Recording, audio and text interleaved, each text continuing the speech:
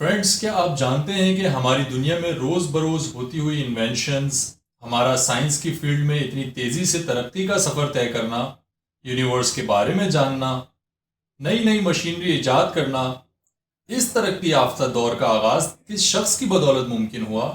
دوستو، میں بات کر رہا ہوں اس دنیا کے سب سے زیادہ ذہین مانے جانے والے انسان البرٹ آئنسٹائن کی۔ البرٹ آئنسٹائن ایک ایسا نام ہے جسے اس ترقی یافتہ دنیا سے نکال دیا جائے تو ہم اس ترقی کے سفر میں ہزاروں سال پیچھے چلے جائیں گے۔ دوستو، آئنسٹائن 14 مارچ 1879 کو جرمنی کے ایک یہودی خاندان میں پیدا ہوا۔ اس کے ماں باپ سمجھتے تھے کہ آئنسٹائن مینٹلی ڈسیبل ہے، کیونکہ آئنسٹائن نے بچپن میں بہت دیر سے بولنا اسٹارٹ کیا۔ اس کے ماں باپ کافی پریشان تھے۔ فائنلی 4 سال کی عمر میں ایک رات ڈنر ٹیبل پہ آئنسٹائن نے اپنی خاموشی یہ الفاظ کہہ کر توڑی: soup is to hot.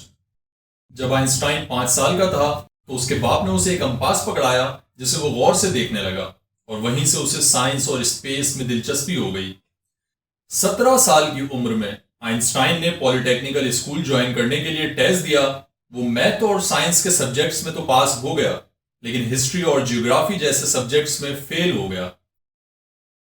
Einstein نے اپنی زندگی کے 10 سال تھیوری آف جنرل ریلیٹیوٹی کو پیش کرنے پہ لگا دیے، جسے اس نے 1915 میں پبلش کیا۔ دوستو، سائنٹسٹ اور ماہرین کا ماننا ہے کہ آئنسٹائن کو تھیوری آف ریلیٹیوٹی پیش کرنے کے لیے نوبل پرائز ملنا چاہیے تھا، جو اسے کبھی نہیں ملا۔ دوستو، آئنسٹائن ایک پریکٹسنگ یہودی فیملی میں پیدا ہوا تھا، لیکن اس کے باوجود خدا کے بارے میں آئنسٹائن کی رائے بہت مختلف تھی۔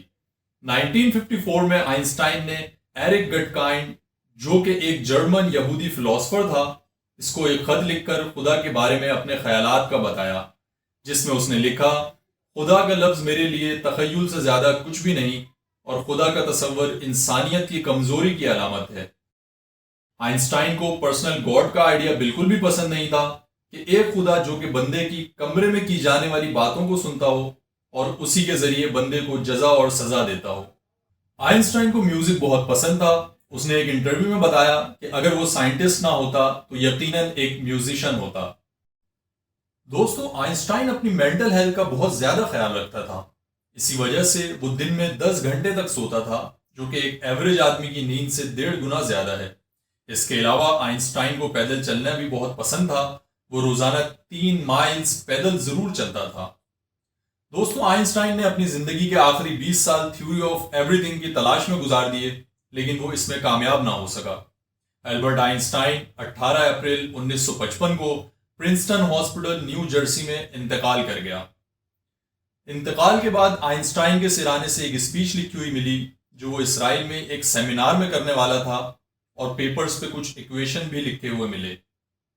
آئنسٹائن کی موت کے وقت آخری الفاظ کیا تھے، یہ آج تک کسی کو معلوم نہ ہو سکا، کیونکہ اس نے یہ الفاظ جرمن میں ادا کیے تھے، اور جو نرس اس کی موت کے وقت اس کے پاس تھی وہ جرمن نہ ہی سمجھ سکتی تھی اور نہ ہی وہ آئنسٹائن کے الفاظ کو دہرا سکی۔ دوستو، آئنسٹائن اور بھی زیادہ عرصے تک زندہ رہ سکتا تھا۔ جب 1955 میں اس کی کچھ بلڈ ویزلز برسٹ ہوئی تو ڈاکٹرز نے اسے سرجری کا مشورہ دیا، جو کہ اس کی لائف کو بڑھا سکتی تھی، لیکن اس نے یہ کہتے ہوئے سرجری سے انکار کر دیا: It's tasteless to prolong life artificially. I have played my part. Now I will do it elegantly. دوستوں، آئنسٹائن کی وصیت تھی کہ اس کی باڈی کو مذہبی طریقے سے دفنانے کی بجائے جلا دیا جائے اور اس کی راکھ کو مختلف جگہوں پر بکھیر دیا جائے۔ اس کی اس وصیت پر عمل کیا گیا۔ دوستوں، آئنسٹائن اپنی زندگی میں اس بات کا انکار کیا کرتا تھا کہ وہ ایک ایتھیسٹ ہے، لیکن وہ مذہبی شخص بالکل بھی نہیں تھا۔ تو دوستو، یہ تھی لائف سٹوری دنیا کے سب سے زیادہ ذہین مانے جانے والے شخص البرٹ آئنسٹائن کی۔ امید ہے آپ کو یہ ویڈیو ضرور پسند آئی ہوگی اور آپ کی نالج میں اضافہ ہوا ہوگا۔ ویڈیو اچھی لگی ہو تو چینل کو سبسکرائب کریں اور بیل آئیکن کو ضرور پریس کریں، جس سے آپ کو آنے والی نیو ویڈیوز کی نوٹیفیکیشنز ملتی رہیں۔